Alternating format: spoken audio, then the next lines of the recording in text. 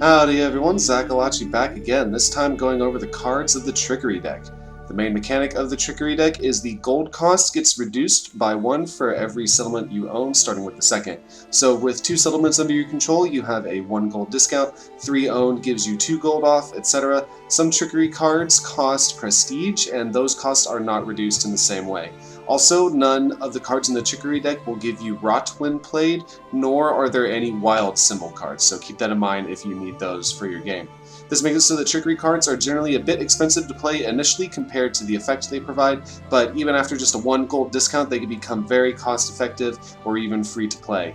With that said, when going over the cards, I'll be assuming either a base cost or a 1 gold discount. Just know that anything mentioned becomes even more relevant with increasing discounts. Trickery cards come in a variety of flavors. A lot of them are primarily played as perils, but the deck also has Pact effects that will have some sort of bonus or effect between 2 heroes until it is broken, usually by one of the members dying, as well as the traveling merchant cards, which can give you better chances of finding rare items. Optimal play is not always intuitive for cards in this deck, so I will give examples as we go along. Jumping into the cards now, we start off with the Strategist, a unique card in the deck costing 3 gold and will give you an additional action point. Like the Hot Rot Wine, this card enables you to attack the king after entering the palace on the same turn without the downside of Hot Rot Wine's -1 HP and +1 rot if you're not going for a rot victory. It is one of those cards that you desperately try pulling through the deck to make that big play for, but because there's only one of them in the game, it is much rarer to find this than the Hot Rot Wine.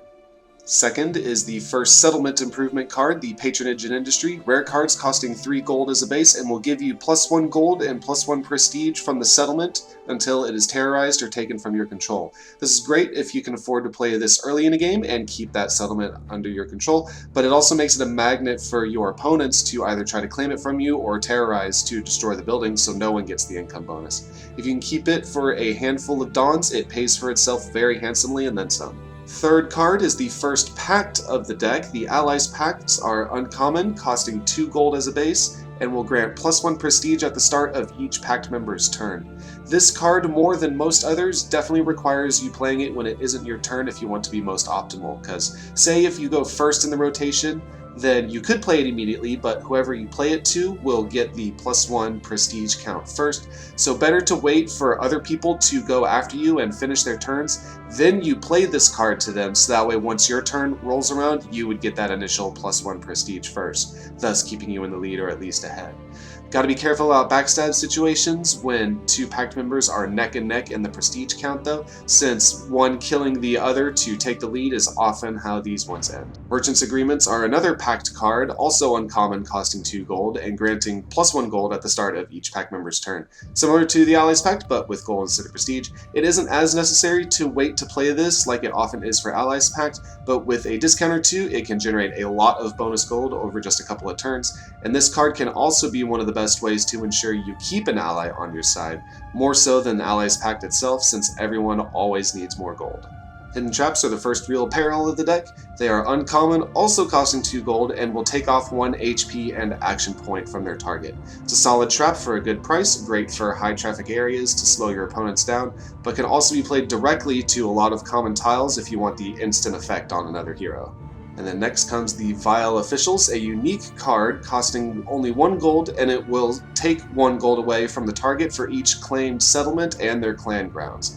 This is one of those cards that's most comparable to a blue shell from Mario Kart, one that can help bring the leader back in line. Good for limiting characters like Griot and Alicia from running away with gold from claiming all the settlements around and just spamming their own trickery cards and high cost items as they please. It's not so great as a peril since you can't guarantee value out of this more often than not, but if you can play it directly to somebody, then it can be very strong. Moving right along, speaking of blue shells, is the Slanderous Toads, a rare card costing 1 prestige, and it will take away 2 prestige from the target, but if that is the prestige leader that you're doing this to, then you will steal the prestige instead. It's a bit trickier to get maximum value from this consistently compared to the Vile Official, since it costs a prestige to take prestige. You ideally want to be tied with the prestige leader, and then you can jump ahead of them in the count by 1. But if you are the prestige leader, then playing this to the second place person can help maintain your lead a bit. Not really worth playing as a peril though, since you could just lose the prestige for no gain in the end. The Wandering Circus is definitely one of the bread and butter cards of the Trickery deck. They are one of the 2 common cards costing 2 gold and will steal 2 cards from the target's hand. This is a great spammable peril to a wide variety of common tiles, but also acts as a 2-for-1 steal when you play it directly to somebody.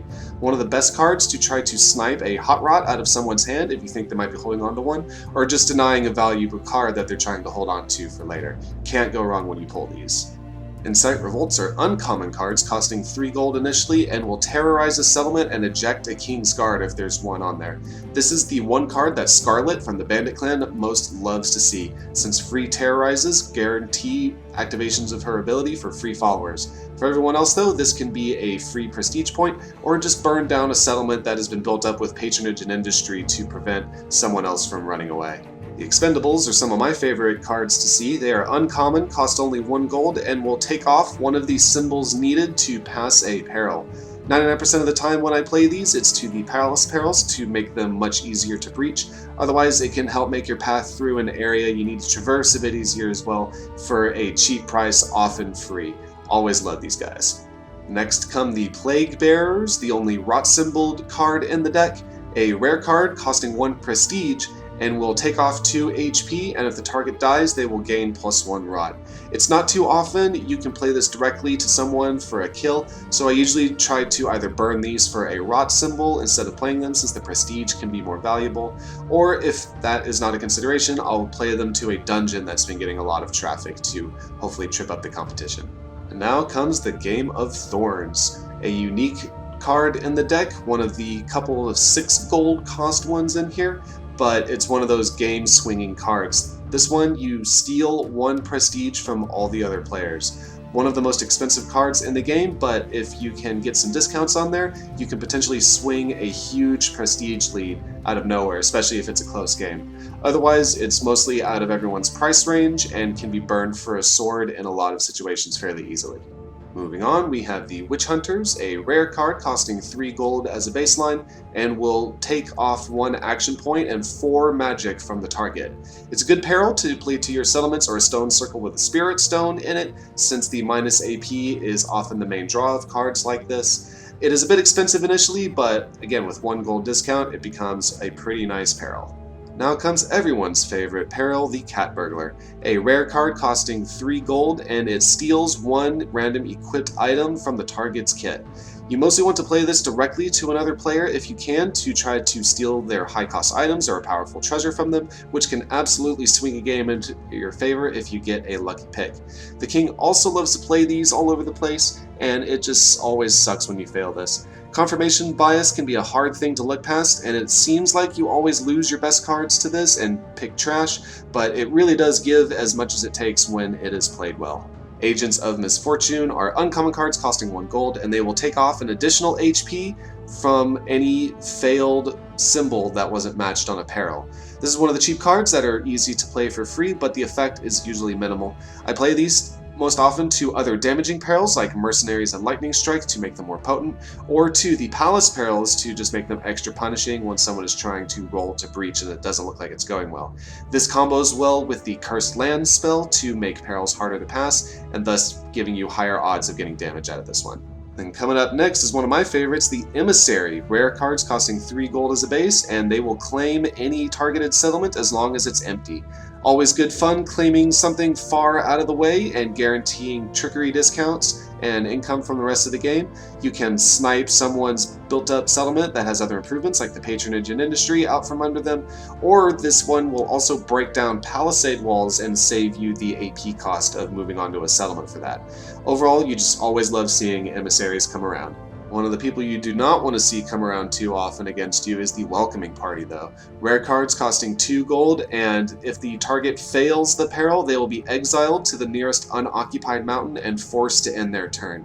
This can be one of the most brutal perils to fail due to the forced end of turn alone, but also because the reposition can send you a pretty far distance away if the closest mountain is occupied.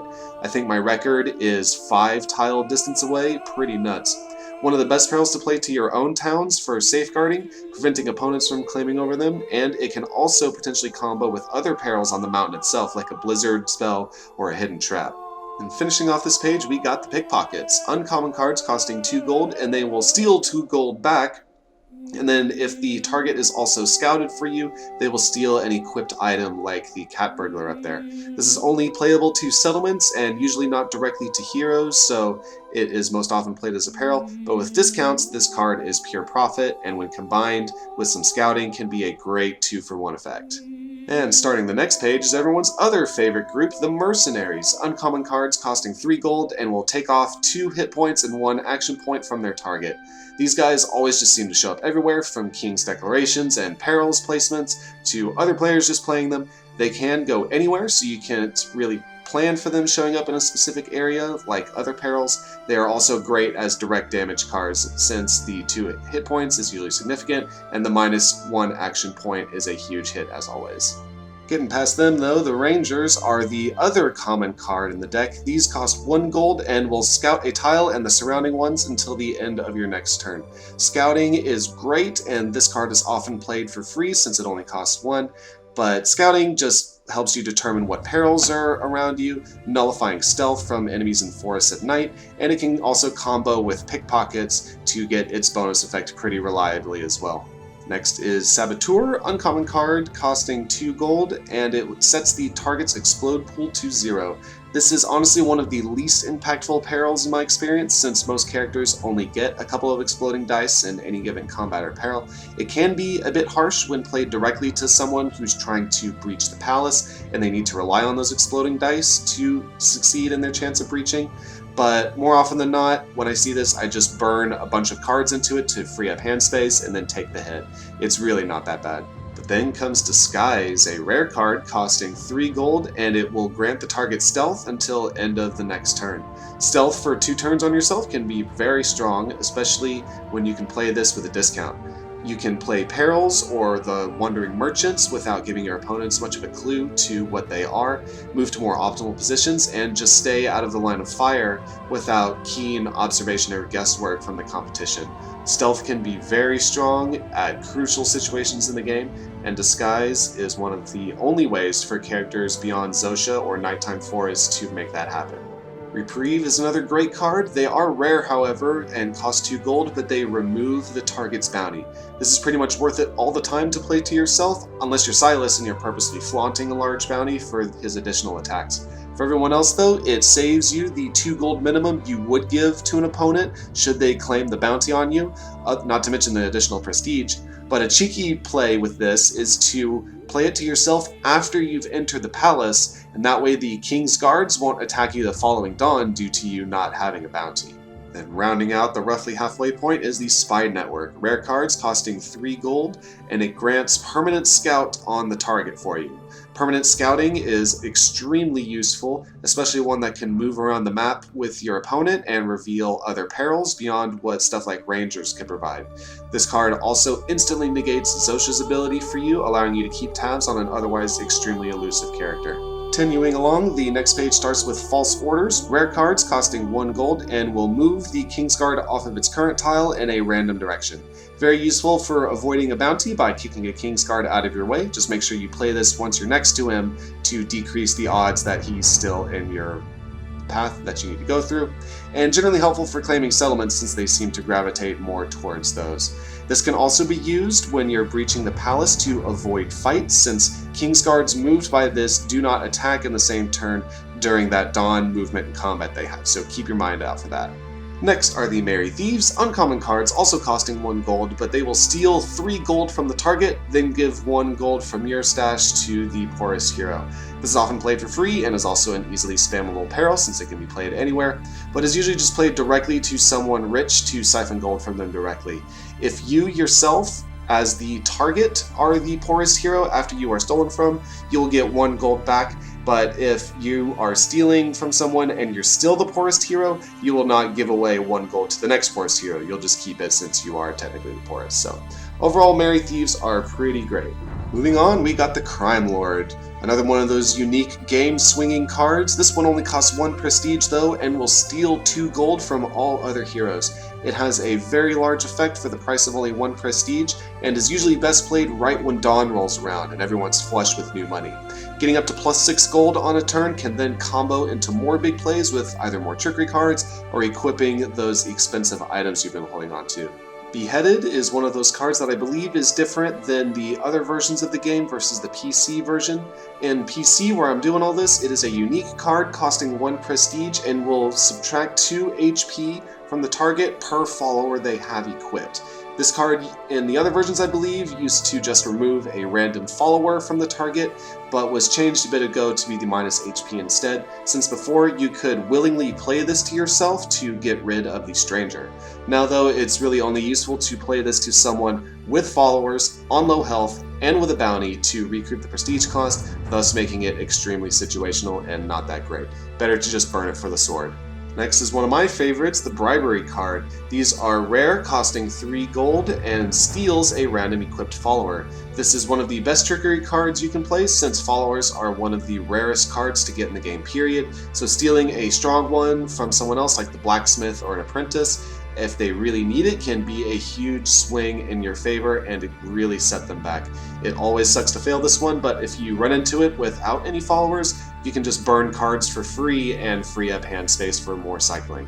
Finishing up this page are the crooks, uncommon cards costing 2 gold, and they will either take 2 gold from their target, but if they don't have that much, then they will take 1 hit point and action point instead. This is another one of those easily played perils, usually ends up being a gold for gold type exchange, but the minus hit point and action point happen often enough to keep it a versatile choice. Starting on this next page is Hoodwinked, rare cards costing 4 gold, and it unequips all the target's items. This is usually pretty harsh to get hit by in the later stages of the game, since you have all your good and expensive gear equipped and you won't be able to get it all back on again right away. This is actually very helpful for people going for rot victories, since you can unequip your rot items and then get a double shot of the equipping rot gain from them that way. And even though it says it's possible to play this to a Kingsguard, I have never once in over 1,000 hours of playing Armello seen anyone do that, but if you want to, you definitely can give that a shot and see how it works out. It's just usually too prohibitively expensive to play to a Kingsguard to help them win that fight there.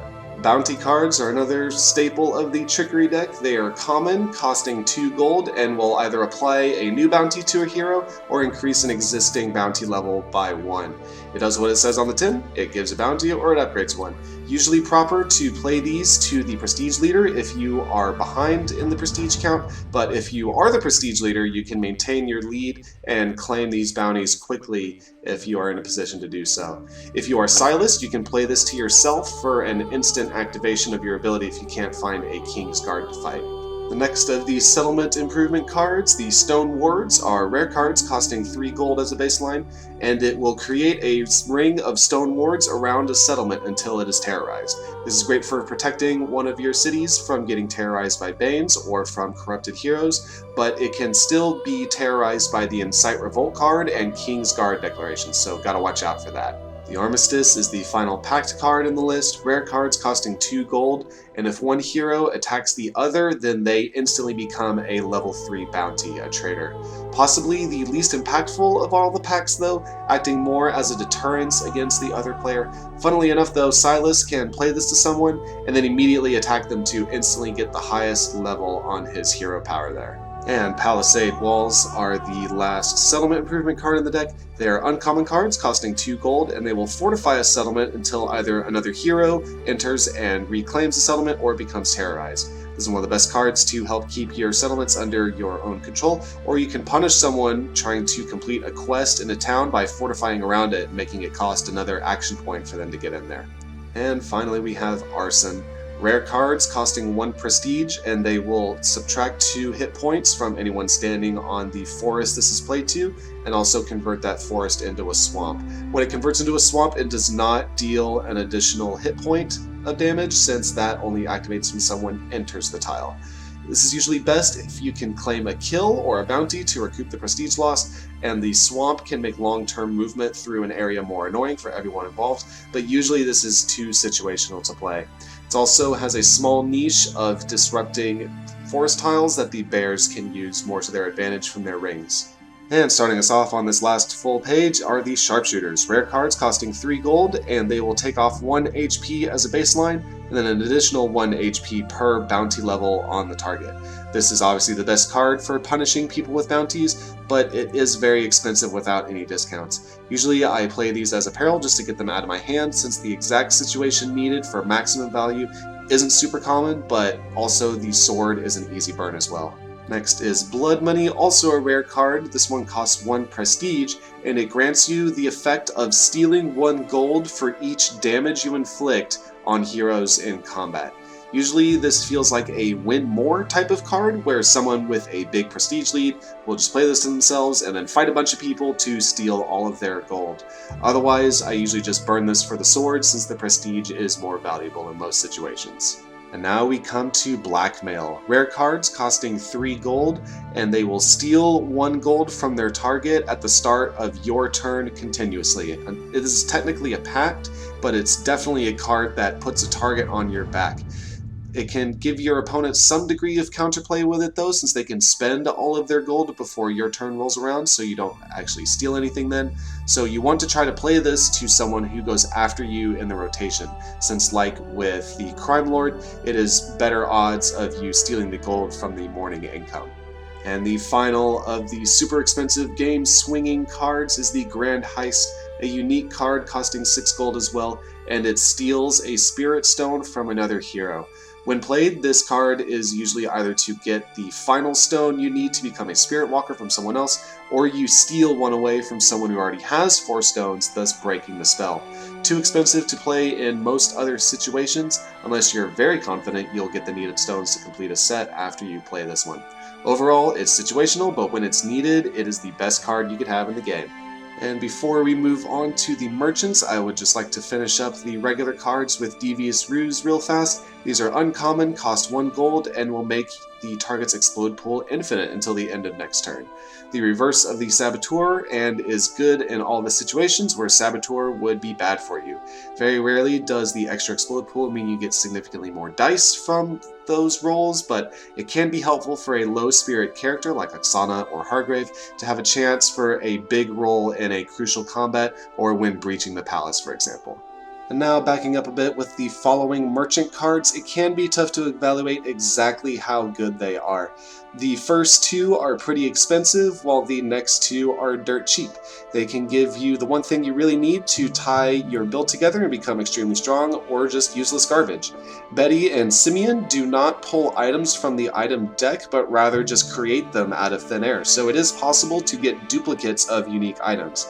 As an example, here is a screenshot of me playing at Sargon with 2 Marauders gauntlets equipped. They're played to a non-terrorized settlement, then will show up on the next turn to actually do business. If at any point the settlement becomes terrorized, the merchant will leave. If you want more details on the specific items available from each merchant, check the playlist at the end of the video for the respective overviews there. First in line is Roxy's Recruiting, a rare card costing 4 gold, and this merchant will give you a selection of 2 random followers when you visit her. Followers, as mentioned elsewhere, are some of the rarest cards in the game, and all of them are generally useful.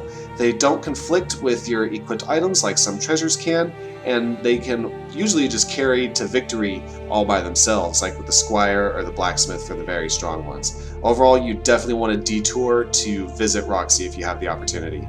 Then in a similar vein is Biff with Biff's Black Market, also rare cards costing 4 gold, but he will give you a choice of 2 random treasures. More than any other, this merchant can give you some of the best things in the game, like a Lionheart's Breastplate or a Hero Shield for free, or just useless junk like Royal Pardon or a Bane's Claw. Often it'll be 1 good treasure and 1 more mediocre one, making it not really a choice. Free treasures are usually always welcome, however. Next is Betty's Bargain Brews, also rare cards. These next 2 only cost 1 gold though. This merchant gives you a selection of 3 random consumable items. Betty is one of the best merchants for the sole reason that she can make another copy of Hot Rot Wine that would normally be available. There's only 3 in the item deck by default, so having the chance for a 4th can be very game deciding. Otherwise, she gives good odds for healing items if you need those, or something nice like moon juice. Cheap to get on the board, and everything she gives is usually cheap to play as well. And finally, we have Simeon's Arms, a great name for a snake selling weapons. Rare cards costing 1 gold, and he will give you a selection of 3 random equipable items. Sometimes this sneaky snake really has the hookup, like shown here, some of the best melee weapons in the game all at once, but sometimes he hasn't got squat. A chance of some of the best power items like chainmail or a bastard sword showing up are usually worth investing in getting him on the board to check out. But the number of times he's shown me stuff like an adventurer's kit, a torch, and a longbow together are up there as well. So that is my overview of the Trickery deck. Hopefully this gave you some ideas on how to spice up your game with some of these unique and powerful cards. Like and subscribe for more of this type of content, and I hope y'all have a great rest of your day. Until next time.